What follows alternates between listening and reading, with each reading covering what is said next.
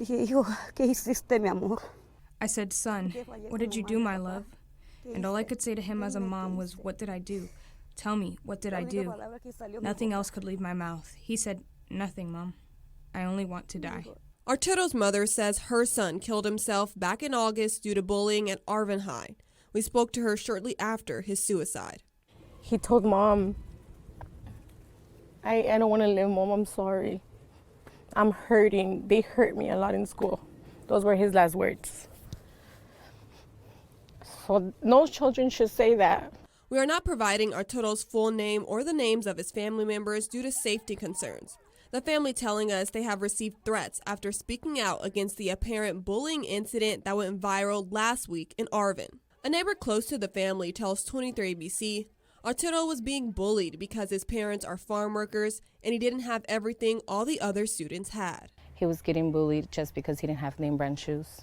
He didn't have name brand clothes. That's the story that we know. And they say they want change to happen so no one has to go through this again. So I would never think that school is something that's gonna hurt my child. This shouldn't be happening at all. And we need help, we need support, we need to get it out there. We need support. We need the schools to get together and support us and do something that bullying is gonna definitely stop. Another Arvin resident says she's also gone through this at the high school. No está bien. Mucho bullying. It's not good. There's a lot of bullies, and that's just my own experience. There are more cases, there are more moms that need to talk and tell and report. And one of the neighbors says it's now in the hands of the school and they need to put a stop to it. I go to the office, we speak, they say they'll fix the situation, leave it alone, and then my daughter gets jumped. Then my son gets hit. Then my kid doesn't want to go to school. My kids say that he's sick because he's scared to go to school. So it's not one kid, it's a lot of kids. A local storage facility under attack, facing nearly a dozen break-ins this year alone. Now customers are calling for action. But exactly what obligation do these facilities have to secure their units? They just broke the locks, pried them open. It just helped themselves to whatever they could carry out. Ramiro Garcia is tired of seeing the same sights over and over again. Broken locks on storage units, including his own at Secure Care Self-Storage in Oildale. Earlier this month, burglars making off with $2,800 worth of his property. A lot of tools, smaller items that people can steal and take out easily. Garcia said he had insurance on the items stolen, but that's not what frustrates him. He says this wasn't the first incident at this facility, and it hasn't been the last. I see more and more. 2 weeks ago, we saw 25 units broken into. This weekend, we counted 50.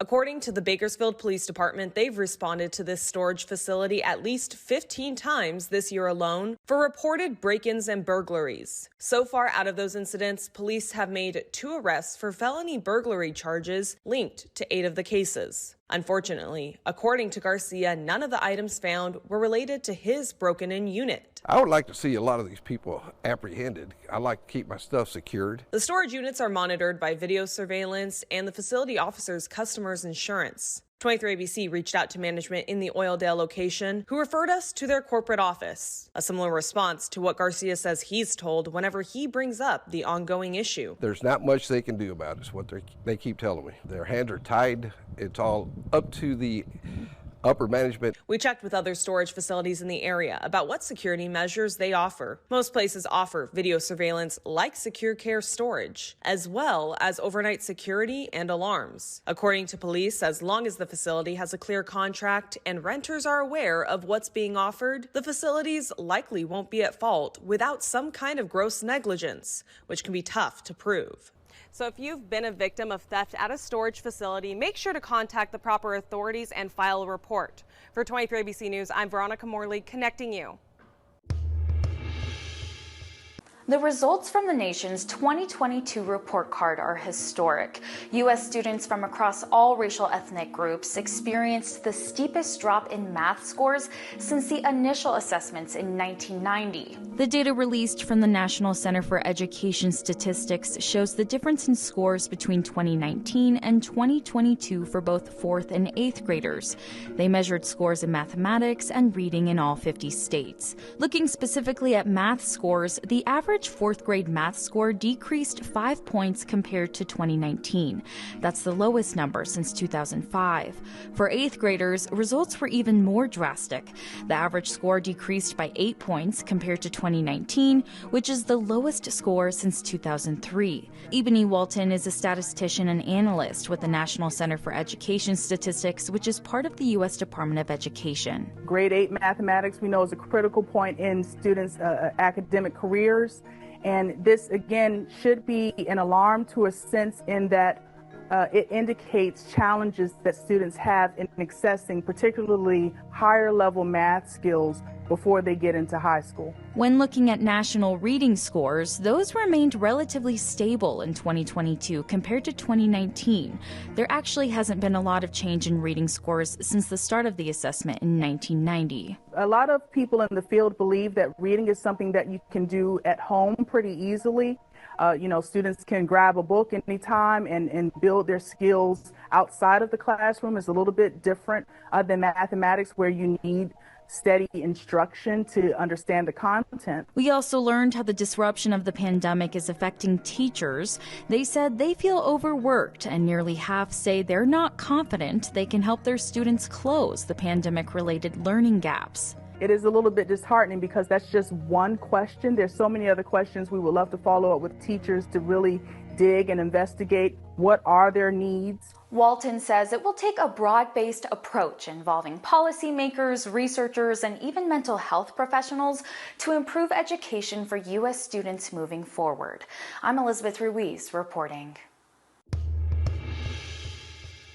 This morning, we're learning more about the deaths of 2 employees at a Texas hospital, including a maternity nurse allegedly killed by a parolee visiting the hospital for the birth of his child. Authorities say 30-year-old Nestor Hernandez was released last October from prison for aggravated robbery and was on parole with an ankle monitor. He was allowed to be at Methodist Dallas Medical Center Saturday to be with his girlfriend, who had just given birth to their baby the day before. According to a warrant, while Hernandez was with his girlfriend and the baby, he accused her of cheating. He then began acting strangely, pulled out a gun, hit her multiple times in the head with it, and contacted his family, saying, "Whoever comes into this room is going to die with us." It was then that an employee came in and was shot.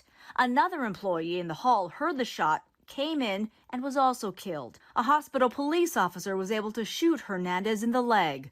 Workers and patients were frantic. My dad was calling. He said, get back in your car and get as far away from the hospital as you can. Yelling and screaming and crying. I was asking her to calm down, what's going on, and she told me that there's an active shooter on their floor. Police tell our Dallas affiliate WFAA at least one of the victims was a nurse.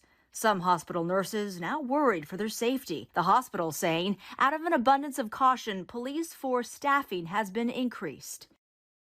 The alleged shooter, Nestor Hernandez, will be charged with capital murder. Fellow nurses say the nurse who was killed was a grandmother at retirement age and described her as someone who would always take charge. Andrea Fuji, ABC News, New York. Jury selection is set to begin today in the trial of former President Donald Trump's real estate company. The Trump Organization is charged with an alleged tax fraud scheme that involved paying executives off the books. A company can't go to jail, but this can be very, very problematic for his company.